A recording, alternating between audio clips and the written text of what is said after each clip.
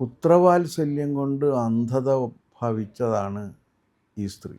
ചെയ്യുന്ന എല്ലാ അതിക്രമങ്ങൾക്കും കൂട്ടുനിന്ന ഒരു സ്ത്രീയാണ് ഗാന്ധാരി. കർണനായിരുന്നു ഡിസിഷൻ്റെ അവസാനത്തെ കണ്ണി. സ്വന്തം കൈകൊണ്ട് വിഷം വാരി കൊടുത്ത ആളാണ് ദുര്യോധനൻ. മുടിക്ക് കുത്തിപ്പിടിച്ച് വലിച്ചഴച്ചു കൊണ്ടുവന്ന് ഈ സദസ്സിലേക്ക് എറിയന്. അപ്പോൾ കർണൻ പറഞ്ഞേ, അവൾ അടിമയാണ്, അടിമക്ക് മനുഷ്യാവകാശങ്ങളില്ല. ആ സദസ്സിൽ അഴിക്കട തുണി എന്ന് ആജ്ഞ കൊടുക്കുന്ന സമയത്ത് ആ മകൻ്റെ കരണക്കുറ്റിക്കിട്ട് ഒരടി കൊടുക്കാനുള്ള ബാധ്യത അവർക്കുണ്ടായിരുന്നു. ഇത് ഈ മക്കൾക്ക് രാജ്യം കിട്ടണമെന്ന് ഇത്രയേറെ ആർത്തി പൂണ്ടിരുന്നൊരു സ്ത്രീ വേറെയില്ല. പെൺകുട്ടികളോട് ആൺകുട്ടികൾ മോശമായി പെരുമാറുന്നുണ്ടെങ്കിൽ അതിൻ്റെ ഉത്തരവാദിത്വം പ്രധാനമായിട്ട് അമ്മമാർക്കുള്ളതാണ്.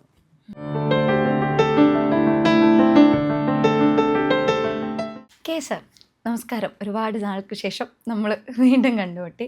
അപ്പോൾ ഇന്നത്തെ ഞാനിപ്പോൾ ഈ ഇടയ്ക്ക് മുഴുവൻ സാറിൻ്റെ മഹാഭാരതം സീരീസ് നമ്മുടെ പുണ്യ ചാനലിൽ തന്നെ ഇങ്ങനെ കാണുന്നുണ്ടായിരുന്നു. അപ്പോൾ അതിൽ തന്നെ മഹാഭാരതത്തിൽ തന്നെ എനിക്കുള്ളൊരു സംശയം സാറിൻ്റെ അടുത്ത് ചോദിക്കാം. അതായത് ഗാന്ധാരി എന്നൊരു കഥാപാത്രം, അത് ഈ പറഞ്ഞ പോലെ ഗാന്ധാരിയെ നമ്മൾ കാണുന്നത് തൻ്റെ പതിക്ക് വേണ്ടിയിട്ട്, അതായത് അദ്ദേഹത്തിന് കണ്ണ് കാണാത്തത് കൊണ്ട് കണ്ണ് കെട്ടി ആ ഒരു പതി പത്നി ബന്ധത്തിൻ്റെ ഒരു ഇത് കാണിക്കുന്ന ഒരാളായിട്ടാണ്. എന്നാൽ ശരിക്കും അതാണോ സത്യം? അതിന് പിന്നിൽ വേറെന്തോ ഒരു അതിൻ്റെ പിന്നിലുള്ള ഐതിഹ്യങ്ങളൊക്കെ മാറ്റിവെച്ച് കഴിഞ്ഞാലും ഇപ്പോൾ അത് ഒരു കാര്യം, ഭർത്താവ് അന്ധനാണ് എന്നറിഞ്ഞപ്പോൾ ഭർത്താവ് അനുഭവിക്കാത്തതിൽ കവിഞ്ഞ ഒരു സുഖവും തനിക്ക് വേണ്ട എന്ന് കരുതി സ്വയം ആന്ധ്യം വരിച്ചു എന്നാണ് വിശ്വസിക്കപ്പെടുന്നത്. അപ്പോൾ അവർ അതിനുശേഷം കണ്ണ് കെട്ടി ഈ മഹാപ്രസ്ഥാന യാത്രയ്ക്ക് പോകുമ്പോഴും കണ്ണ് കെട്ടിയിട്ടുണ്ട്. അപ്പോൾ അങ്ങനെ കണ്ണ് കെട്ടി വലിയൊരു പതിവ്രതയായിട്ട് ജീവിച്ച ഒരു സ്ത്രീ എന്ന നിലക്ക് ആ കാവ്യക്ക് വലിയ ഇതുണ്ട്. പക്ഷേ ഇവർ സത്യം പറഞ്ഞു കഴിഞ്ഞാൽ പുത്രവാത്സല്യം കൊണ്ട് അന്ധത ഭവിച്ചതാണ് ഈ സ്ത്രീ.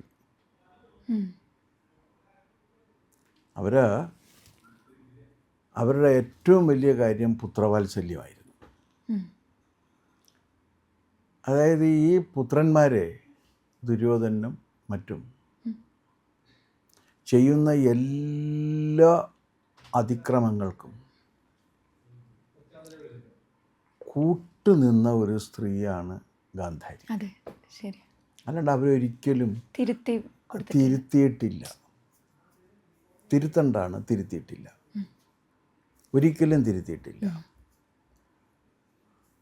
അവരിതെല്ലാം അറിയാതിരിക്കുകയല്ല.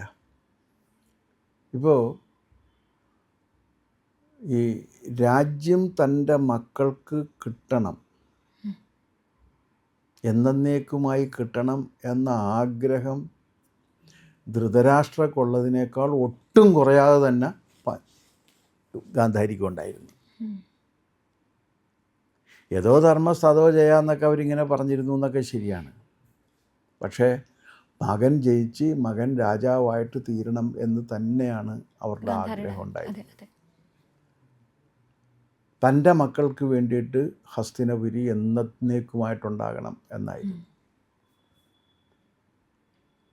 അപ്പോൾ അതിനു വേണ്ടി ഇവരുടെ ശകുനി, കർണൻ, ദുര്യോധനൻ, ദുശാസനൻ, ഈ 4 സംഘമാണ് എല്ലാ ഈ എന്താ പറയേണ്ട കോൺസ്പിരസി നടത്തുന്നത്, ഗൂഢാലോചനകൾ മുഴുവൻ നടത്തുന്നവരാണ്. അതിൽ ഈ മറ്റേ നെഗറ്റീവ് ആയിട്ടുള്ള എല്ലാ കാര്യങ്ങളും വിദഗ്ധമായിട്ട് മനസ്സിൽ തോന്നുന്ന ആളുടെ പേര് ശകുനി എന്നാണ്. ആൾക്കെല്ലാം അങ്ങനെയാണ്. പക്ഷേ ആളുകളുടെ മുന്നിൽ പ്രസൻറ്റ് ചെയ്ത് കഴിഞ്ഞാൽ യുക്തിപൂർവം കാര്യങ്ങൾ പറയാനും അവരത് ബോധ്യപ്പെടുത്താനും കഴിവുണ്ടായിരുന്ന ആളാണ് കർണൻ. കർണനായിരുന്നു ഡിസിഷൻ്റെ അവസാനത്തെ കണ്ണി. ഈ 4 സംഘത്തിൻ്റെ എല്ലാ കാര്യങ്ങളിലും തീരുമാനമെടുക്കുന്നത് കർണനാണ്. ആ തീരുമാനം ദുര്യോധനൻ അംഗീകരിക്കും, ദുശാസനം നടപ്പിൽ വരുത്തും. ഇതാണ് അതിൻ്റെ ഒരു രീതി. അപ്പോൾ ഈ കുന്തിയെയും മക്കളെയും ഇവർ വന്നതിന് ശേഷം വന്നല്ലോ, കാരണം ഭർത്താവ് മരിച്ചതിന് ശേഷം ഈ മക്കളുമായിട്ട് കുന്തി വന്നു കഴിഞ്ഞിട്ട് ഭീമനെ ഓരോ സന്ദർഭത്തിലും വകവരുത്താൻ വേണ്ടി ഇവർ പദ്ധതികൾ ആവിഷ്കരിച്ചു. ഓരോ സന്ദർഭത്തിലും സ്വന്തം കൈകൊണ്ട് വിഷം വാരി കൊടുത്ത ആളാണ് ദുര്യോധനൻ. ഭീമന് ആഹാരം, ചേട്ടൻ സഹോദരനല്ല, മൂത്ത സഹോദരനാണ്, വാത്സല്യത്തോടു കൂടി വിഷം കൊടുത്തു. ഇത് കെട്ടിവരിഞ്ഞ് കയത്തിൽ തള്ളി. അവിടെ നിന്നാണ് ഇയാൾ പിന്നെ രക്ഷപ്പെട്ട് വരുന്നത്. അത് കഴിഞ്ഞിട്ട് അരക്കില്ലെത്തി കൊണ്ടുപോയിട്ട് ഇവരെ ഇത് ചുട്ടുകൊല്ലാൻ വേണ്ടി പരിശ്രമിച്ചു. ഇങ്ങനെ ഈ മക്കൾ ചെയ്യുന്ന എല്ലാ വൃത്തികേടും കൃത്യമായിട്ട് അറിഞ്ഞിരുന്ന സ്ത്രീയാണ് ഇവർ, ഗാന്ധാരി. ഇതൊക്കെ ഗാന്ധാരിക്ക് അറിയാമായിരുന്നു. ഗാന്ധാരി വിലക്കിയിട്ടില്ല, ചെയ്യരുത് എന്ന് പറഞ്ഞിട്ടില്ല. അവിടെയാണ് എൻ്റെ പ്രശ്നം. ഇനി ഇതൊക്കെ കഴിഞ്ഞാലും ശകുനിയാണ് കള്ളച്ചൂത് നടത്താൻ വേണ്ടിയിട്ട് തീരുമാനിക്കുന്നത്. അപ്പോൾ അതിനകത്തൊരു പ്രശ്നമുള്ളത് എന്താണെന്ന് വെച്ചാൽ, ഇയാൾക്ക് അറിയില്ല, ആർക്ക്, ഈ യുധിഷ്ഠിരനെ ചൂത് കളിക്കാൻ അറിയില്ല. എന്നാൽ അതിൽ വലിയ ഇതുമുണ്ട്, ആഗ്രഹമുണ്ട്. അപ്പോൾ അയാൾക്ക് ചൂത് കളിക്കാൻ അറിയില്ല എന്ന് ഉറപ്പാക്കിയിട്ട് ഒരാളെ പിടിച്ചിരുത്തി ചൂത് കളിച്ച് അയാളെ തോൽപ്പിക്കുകയാണ്. ഈ ചൂത് കളിയുടെ കാര്യത്തിൽ തന്നെ അതൊരു തെറ്റായ സാധനമാണ്. കാരണം എന്താ വെച്ചാൽ, നിങ്ങളോടൊപ്പം കളിക്കാൻ തയ്യാറുള്ള കഴിവുള്ള ഒരുത്തിനോടെ നിങ്ങൾ ചൂത് കളിക്കാൻ പാടുള്ളൂ. തരത്തിൽ പോയി കളിക്കട എന്ന് പറയുക എന്ന് പറയുന്നതിൻ്റെ കാരണം അതാണ്. ആ തരത്തിലല്ല കളി. പിന്നെ അത് പോയിക്കോട്ടെ. അതെല്ലാം ഇത് കിട്ടിക്കഴിഞ്ഞിട്ട് ഈ എല്ലാം പോയി സകലതും നഷ്ടപ്പെട്ട് കഴിഞ്ഞപ്പോഴേക്കും ആണ് ഈ ദ്രൗപദിയെ ചൂതിൽ പണയം വെച്ച് കളിക്കണം എന്നൊരു വരുന്നത് ഏറ്റവും അവസാനത്തെ. അപ്പോൾ ദ്രൗപദി ഇതെല്ലാം അറിഞ്ഞുകൊണ്ടായിരിക്കുന്ന, കാരണം കൊട്ടാരത്തിൽ നടക്കുന്ന ഈ അത്യാഹിതം അന്തഃപുരത്തിലും അറിയുമല്ലോ സ്വാഭാവികമായിട്ടും. അപ്പോൾ ഇതെല്ലാം ഇരിക്കുന്ന സമയത്ത് അപ്പോൾ ഇങ്ങനെ എല്ലാം തീർന്നു കഴിഞ്ഞു എന്ന് പറഞ്ഞു. തീർന്നു കഴിഞ്ഞു എന്ന് പറഞ്ഞപ്പോഴേക്കും എന്നാൽ പിന്നെ ദ്രൗപദിയെ വിളിച്ചുകൊണ്ട് വരാൻ പറയുന്നു. ഇല്ല, ഒരാളും കൂടി ഉണ്ട്, ദ്രൗപദി. അവളെ ഇവരുടെ ഭർത്താവ് എന്ന നിലക്ക് അവരുടെ ഒരു പ്രോപ്പർട്ടിയാണത്, ഭാര്യ. ആ പ്രോപ്പർട്ടി ഉണ്ടെന്ന് പറയുന്നു. അതിൻ്റെ ആർഗ്യുമെൻറ്റ് പോകുന്ന അതിൻ്റെ ഒരു രീതി നോക്കണം. ആ പ്രോപ്പർട്ടി ഉണ്ട്, ആ പ്രോപ്പർട്ടി അവിടെ ഉണ്ട്, ആ പ്രോപ്പർട്ടി എടുക്കണമെന്ന് പറയുന്നു. ആ പ്രോപ്പർട്ടി എടുക്കണം എന്ന് പറഞ്ഞപ്പോഴേക്കും വിളിച്ചുകൊണ്ട് വരാൻ പറഞ്ഞു. അപ്പോൾ ഗാന്ധാരി പറഞ്ഞു, അത് ഞാൻ വരില്ല. ഒന്ന്, ഞാൻ പുത്രവധുവാണ്. രണ്ട്, ഞാൻ രാജകുമാരിയാണ്. അതിനേക്കാളെല്ലാം ഉപരി ഇനി അവർ ഇത് പണയം വെച്ചെങ്കിലും അവരെന്നെ പണയം വെച്ചിട്ടില്ല. അപ്പം ഞാൻ സ്വതന്ത്ര വ്യക്തിയാണ്, അതുകൊണ്ട് ഞാൻ വരില്ല എന്ന് പറഞ്ഞു. അപ്പോൾ ദുശാസനാണ് പോകുന്നത്. ദുശാസനൻ തിരിച്ചു വന്നിട്ട് പറഞ്ഞ് അവൾ വരുന്നില്ല എന്നാണ് പറയണതെന്ന് പറഞ്ഞു. അപ്പോൾ പറഞ്ഞ് പോയി പിടിച്ചുകൊണ്ട് വരാൻ പറയണം. അങ്ങനെ എന്താ ചെയ്യണമെന്ന് വെച്ചാൽ, ഈ മുടിക്ക് കുത്തിപ്പിടിച്ച് വലിച്ചഴച്ചു കൊണ്ടുവന്ന് ഈ സദസ്സിലേക്ക് എറിയാണ്. ഒരു സ്ത്രീയാണെന്ന് മനസ്സിലാക്കുക. അത് കഴിഞ്ഞിട്ട് അപ്പോൾ ഇത് ചെയ്യരുത്, ഈ രാജ്യം നശിച്ചു പോകും, ഈ വംശം നശിച്ചു പോകുമെന്ന് പറയുന്ന ഒരാളുണ്ട്. അത് വിതുരനാണ്. ഇത് ചെയ്യരുത്, ഇത് നശിച്ചു പോകും. അത് കഴിഞ്ഞിട്ട് ഇവർ വന്ന് അപ്പോൾ പറഞ്ഞ്, ഞാനൊരു മനുഷ്യ സ്ത്രീ എന്ന നിലയ്ക്ക് എനിക്ക് അവകാശങ്ങളില്ലേ? അപ്പോൾ കർണൻ പറഞ്ഞേ, അവൾ അടിമയാണ്, അടിമക്ക് മനുഷ്യാവകാശങ്ങളില്ല. ഈ വിധി പ്രസ്താവന നടത്തുന്ന മഹാൻ്റെ പേരാണ് കർണൻ. അവൾ അടിമയാണ്, അടിമക്ക് മനുഷ്യാവകാശങ്ങളില്ല. എന്നിട്ട് അഴിക്കട തുണി എന്ന് പറയുന്നു കർണൻ തന്നെ. അതിന് ഒരു പൂർവ്വവൈരാഗ്യത്തിൻ്റെ കഥയുണ്ട്. അതായത് പാഞ്ചാലി സ്വയംവരം നടക്കണം. അപ്പോൾ പാഞ്ചാലിയെപ്പോലുള്ളൊരു സ്ത്രീ ഉണ്ടെന്ന് പറഞ്ഞപ്പോഴേക്കും രാജാക്കന്മാരെല്ലാം കെട്ടിക്കഴിച്ചിരുന്നു. കർണൻ കയറി കഴിഞ്ഞപ്പോഴേക്കും പറഞ്ഞ് ഞാൻ സൂതപുത്രനെ വരിക്കില്ല എന്ന് പറഞ്ഞു. പാഞ്ചാലി പറഞ്ഞു. എന്നുവെച്ചാൽ അവൾക്ക് ഇഷ്ടമല്ല എന്ന് പറഞ്ഞു. അതിൻ്റെ വൈരാഗ്യം തീർത്തതാണ് അവൾ ആ സദസ്സിൽ വെച്ച് തുണി അരിയാൻ പറഞ്ഞത്. ഇതൊരു ചെറ്റയാണെന്ന് ആലോചിച്ച് നോക്കണം. ഒരു സ്ത്രീ, എത്രയോ സ്ത്രീകൾ ഇത് പറ്റില്ല എന്ന് പറയുന്നുണ്ട്. എത്രയോ പുരുഷന്മാർ സ്ത്രീകളെയും പറ്റില്ല എന്ന് പറയുന്നില്ല. ഇത് അങ്ങോട്ടും ഇങ്ങോട്ടും നടക്കുന്ന ഒരു കാര്യം. എത്രയോ പേര് ഇല്ല എനിക്കിത് പറ്റില്ല, എനിക്ക് നിങ്ങളെ ഇഷ്ടമല്ല എന്ന് പറഞ്ഞു കഴിഞ്ഞാൽ സ്വാഭാവികമായിട്ടും പറയുന്നതല്ലേ അത്. നമ്മൾ തമ്മിൽ ശരിയാകില്ല, എനിക്ക് നിങ്ങളെ ഇഷ്ടമല്ല.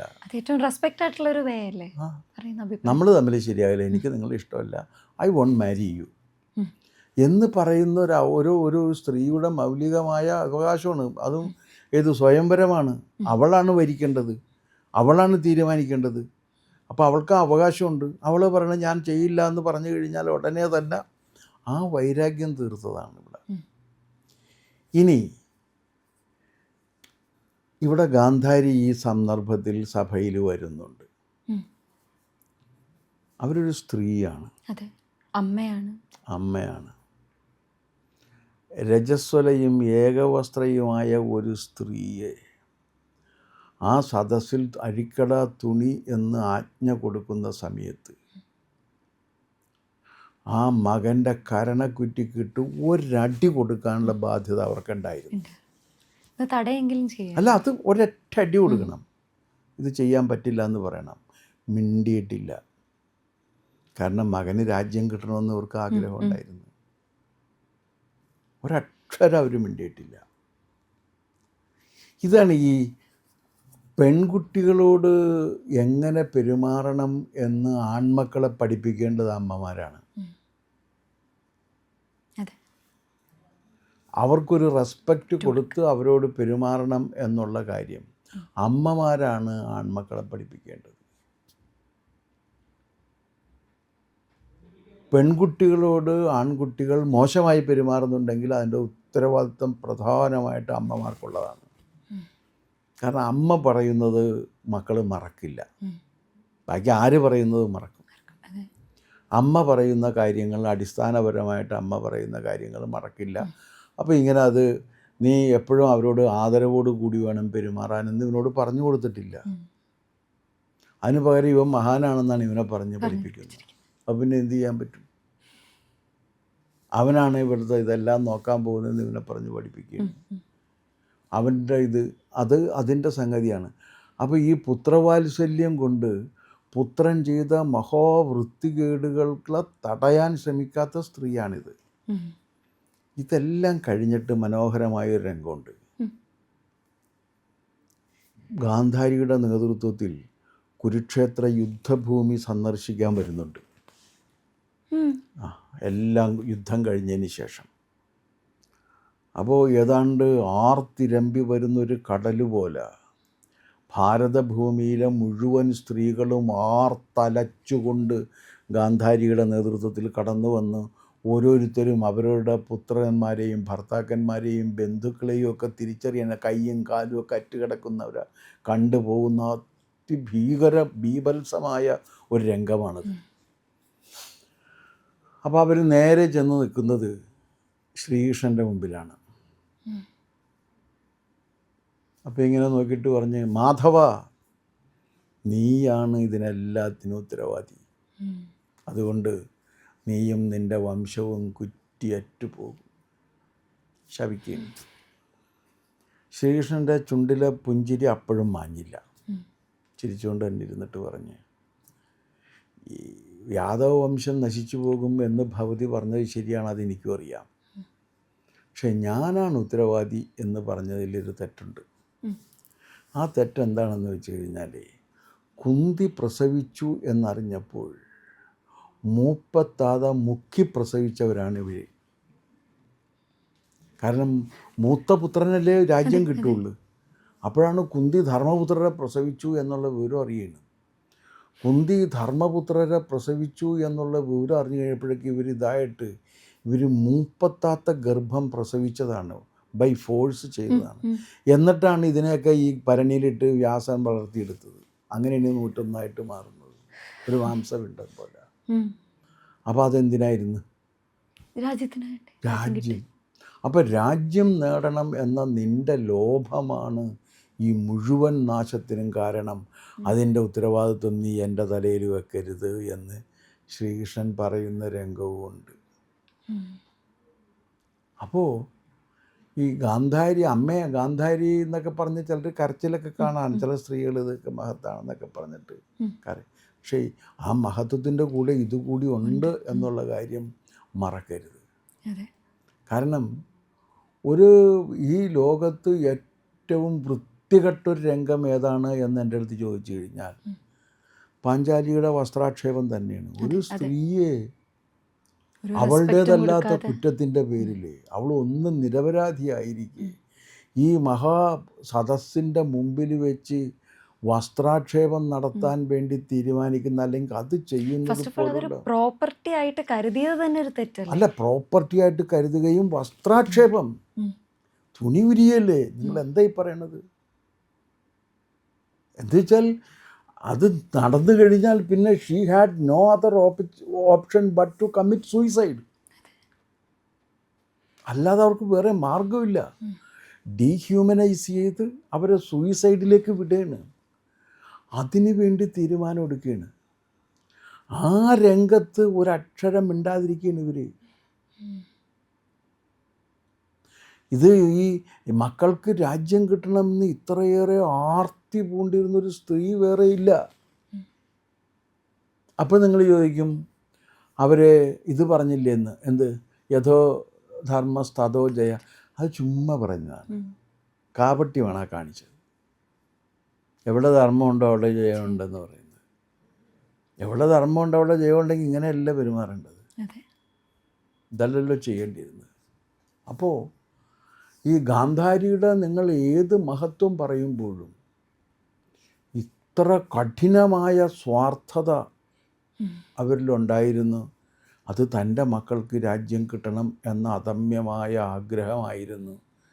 ആ ആഗ്രഹം അവർ ഉപേക്ഷിച്ചില്ല. അതിനു വേണ്ടി തൻ്റെ മക്കൾ ചെയ്ത എല്ലാ വൃത്തികേടുകൾക്കും കൂട്ടുനിൽക്കുകയും ചെയ്തു. ഇതുകൂടി ഗാന്ധാരിയുടെ കഥയുടെ ഭാഗമാണ് എന്നുള്ളത് കൊണ്ട് ഒരു പരിധി വിട്ട ഒരാദരവും ഗാന്ധാരിയോട് എനിക്ക് തോന്നിയിട്ടില്ല.